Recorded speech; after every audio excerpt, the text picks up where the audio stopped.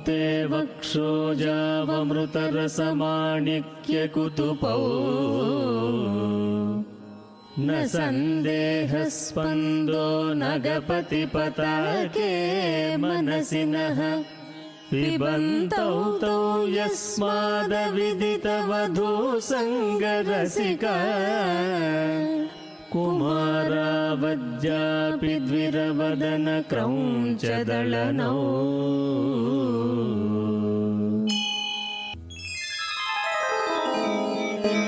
37వ అధ్యాయం.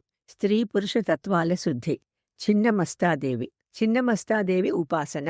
మేము ఆ దంపతులిచ్చిన పాదుకలను తీసుకుని మా ప్రయాణం కొనసాగిస్తూ మార్గమధ్యంలో ఒక అడవిలో చెట్టు కింద విశ్రమించాము.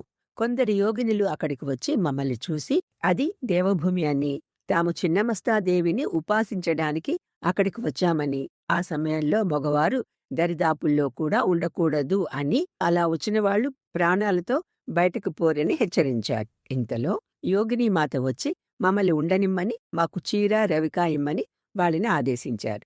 మా బట్టల్ని ప్రజ్వలింపచేసిన అగ్నిగుండంలో పడేశారు. వారిచ్చిన చీరలను ధరించిన వెంటనే మా శరీరాలలో పూర్తిగా మార్పులు జరిగి మేము స్త్రీలలా మారిపోయాం.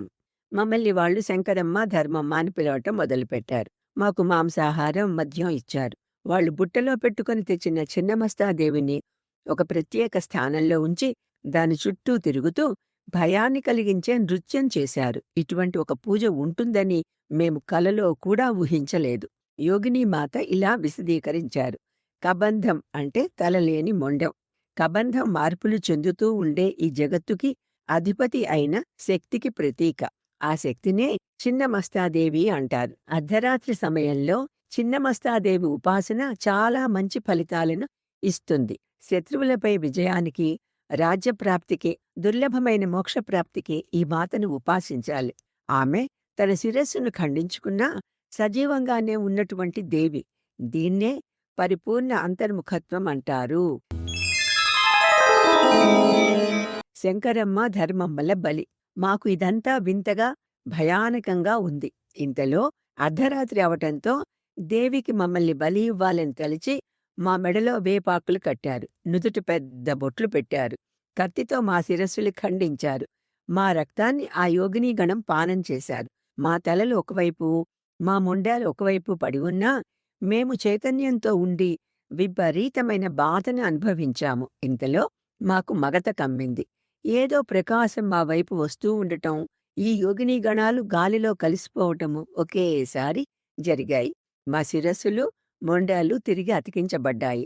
తెల్లవారుజామున మేము మామూలుగా నిద్ర నుండి మేల్కొన్నట్టుగా లేచాము. మెల్లగా మా స్త్రీ లక్షణాలు పోయి తిరిగి పురుషులం అయ్యాము. ధరించడానికి ఇక్కడ కొత్త బట్టలు కూడా ఉన్నాయి. మేము ఆ బట్టలను ధరించి బయలుదేరాము. చైతన్యాల పవిత్రీకరణ. ఇంతలో ఒక బాటసారి కలిసి, అయ్యలారా, ప్రతి శరీరంలోనూ స్త్రీ పురుష తత్వాలు 2 ఉంటాయి. నిన్న జరిగిన యోగ ప్రక్రియ ద్వారా మీలోని స్త్రీతత్వం పరిశుద్ధి చేయబడింది. ఈ 2 చైతన్యాలు శుద్ధి అయితేనే కాని విశ్వచైతన్యంలోని శక్తి శరీరాలలోకి ప్రవహించదు. ఇప్పుడు మీకు అవసరమైనంత యోగశక్తి విశ్వచైతన్యం నుండి మీకు లభిస్తూ ఉంటుంది.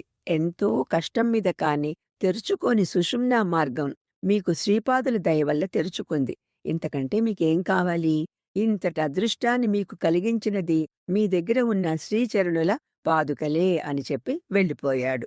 మా శరీరాలు ఇప్పుడు దివ్య చైతన్యంతో అనుసంధానమై ఉన్నాయి అన్న భావనే మాకు ఎంతో ఆనందాన్ని కలిగించింది. ఆహా, శ్రీపాదుల అనుగ్రహ వృష్టి ఉన్న చోట ఏది అసాధ్యం అని అనుకుంటూ ఆశ్చర్యానందాలను ఒకేమారు అనుభవిస్తూ ఆ విశ్వప్రభువుల నామామృతం పానం చేస్తూ మేము ముందుకు సాగాము. శ్రీపాదరాజం శరణం ప్రపద్యే. వహత్యంబ సంవేరమదనుజ కుంభ ప్రకృతిభిః సమారబ్ధాం ముక్తాం మణిభిరమలాం హారలతికాం కుచాభోగో బింబాధర రుచిభిరంతస్య బలతాం ప్రతాపవ్యామిస్సాం పురదమయితుః కీర్తిమివ తే